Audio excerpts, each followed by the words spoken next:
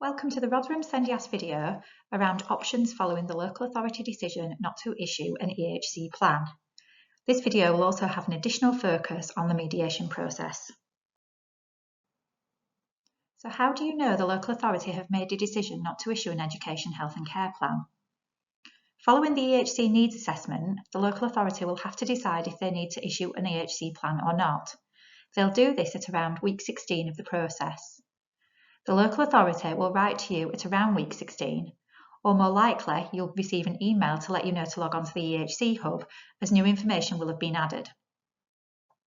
The local authority's outcome letter will either say they have agreed to issue an EHC plan or they've made the decision not to issue the plan at this point.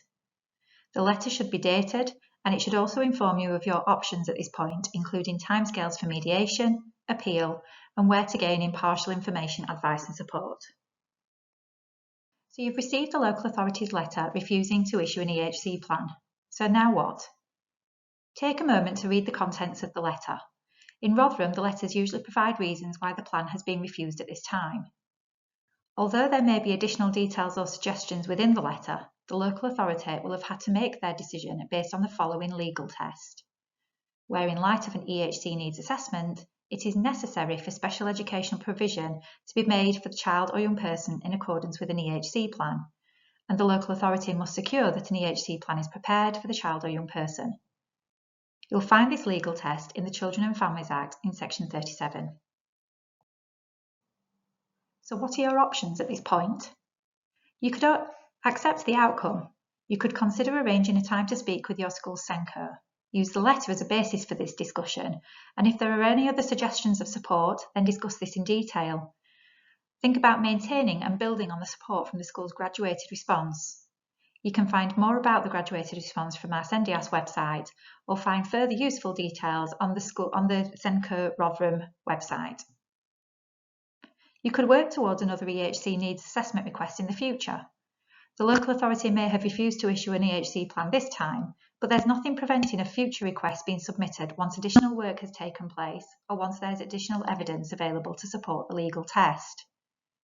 However, please be aware that if the local authority have carried out an EHC assessment within the last 6 months, then they don't have to consider a further request within this time frame.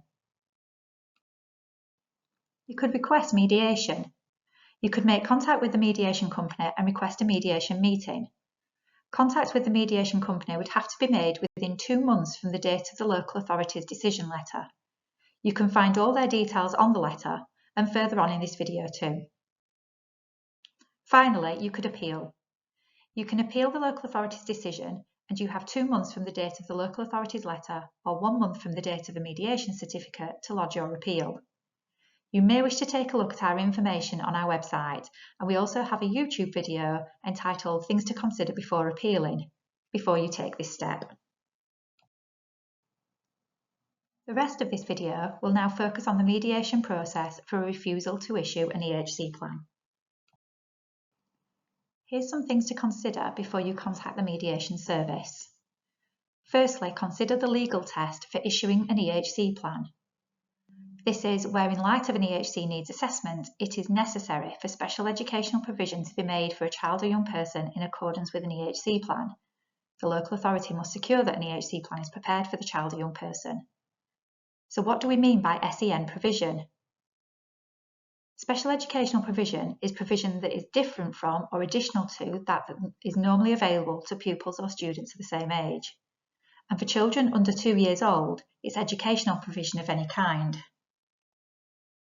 Secondly, consider the evidence that the local authority had available to make their decision. Ask yourself, does the evidence show that it is necessary for SEND provision to be made in accordance with an EHC plan? While you're thinking about this, remember there are 2 ways to provide SEND provision, either by the schools using their own resources and following the graduated response, or by an EHC plan. If the evidence shows that your child's needs can be met with the school's own resources within the graduated response, then the local authority may have felt it appropriate to refuse to issue a plan at this time. Please take a look at our YouTube video on SEN support in mainstream schools, which outlines this further. So now what? If, after considering the information on the previous slides and the evidence you have available, you believe that the local authority made the wrong decision, or if you have additional evidence to present to the local authority since the LA made their decision and you feel this now supports the legal test, then you may wish to contact Mediation and request a mediation meeting be arranged. Rotherham Local Authority have commissioned Collis Mediation to carry out the mediations following EHC process decisions. You can find Collis Mediation at www.collismediationltd.com or contact them on 077 159 58290 or email them at info@collismediationltd.com. Remember, if you wish to mediate, you have to contact Collis Mediation within 2 months of the local authority's decision letter refusing to issue an EHC plan. If you email Mediation, or if when you call it goes to a voicemail, please leave your name, your child's name and date of birth, and your contact details. Please also leave them the date of the local authority's decision letter, the reason you wish to mediate, for example that the local authority have refused to issue an EHC plan, and that you are from the Rotherham area. This is important as Collis Mediation have also been commissioned by other local authorities too for the same reason. Collis Mediation will arrange to have a discussion with you about mediation. This is called mediation advice. If you agree at this point to enter into a mediation meeting, then Collis Mediation will work together with you and the local authority to arrange a mediation meeting that's convenient to all. If you decide you don't want to mediate at this point, they will send you a mediation certificate within 3 days. A mediation meeting has to be arranged within 30 days of your request for mediation. So who attends the mediation meeting? There's 3 key parties to the mediation meeting.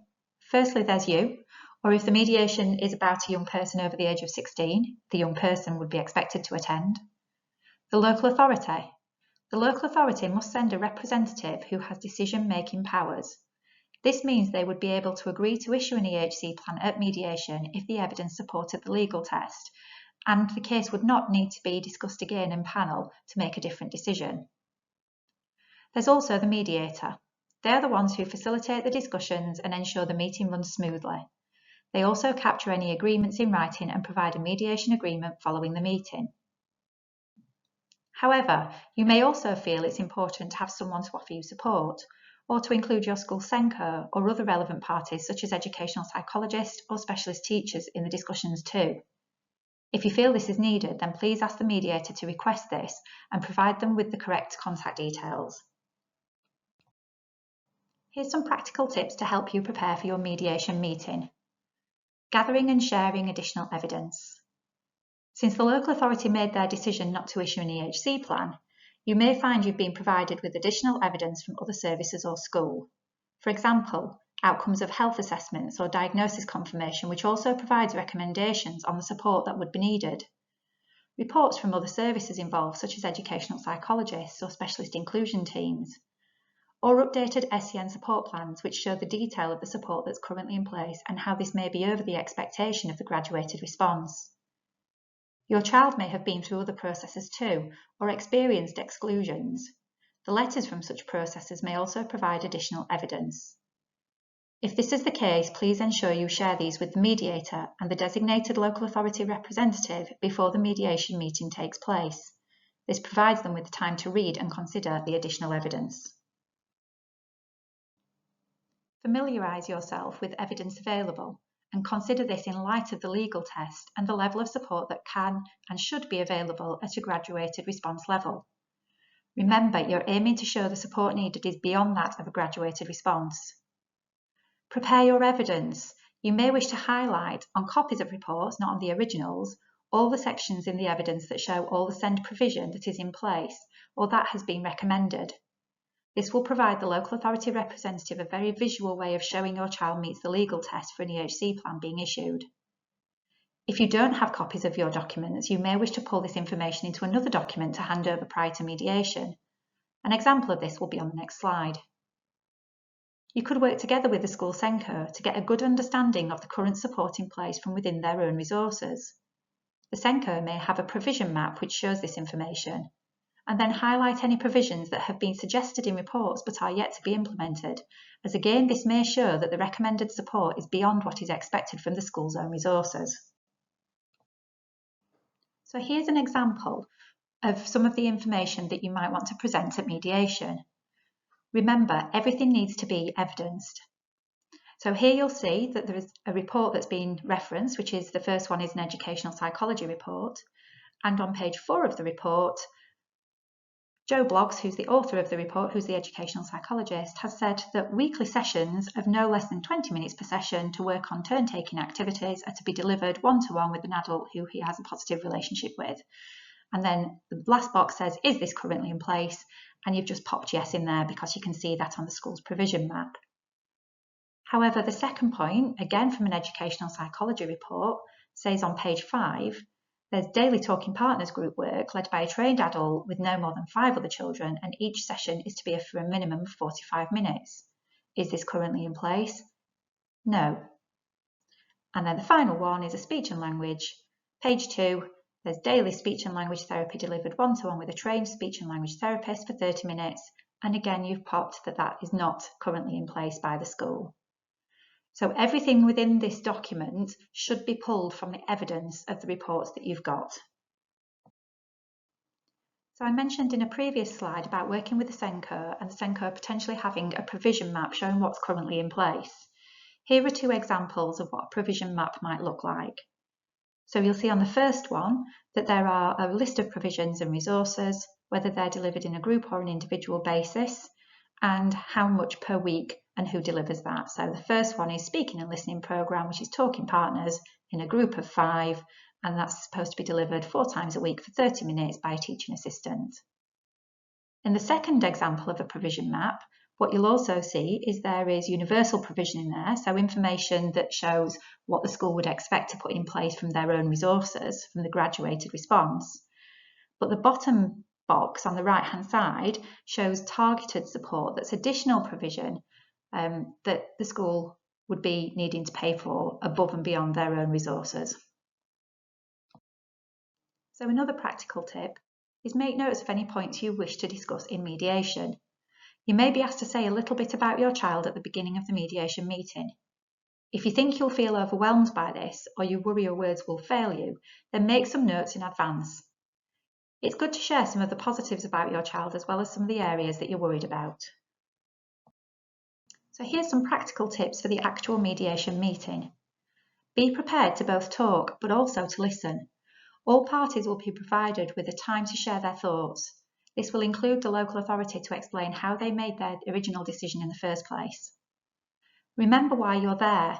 It can be really easy to get carried away in the mediation meeting and start to talk about the future. For example, you may find yourself mentioning what type of school you feel would be better able to meet your child's needs if an EHC plan were to be issued. We would always suggest this is not the place to have this discussion. Try wherever possible to stick to your points in relation to the legal test for the local authority to issue an EHC plan. Remember, at this stage, you're not trying to show what type of school should be named in a plan. Feel able to remind others why you're there too. There may be occasions where other people, including the local authority, start to talk about possible future schools, such as special schools. Feel able to offer a polite reminder that you're only there to discuss the possible agreement of an EHC plan being issued. This is particularly important so people don't start to jump to conclusions about future decisions that are yet to be made. Remember, the local authority representative must have decision-making powers. They shouldn't need to take something back to panel to check an agreement from the mediation meeting. Make your own notes or ask your supporter to do this for you.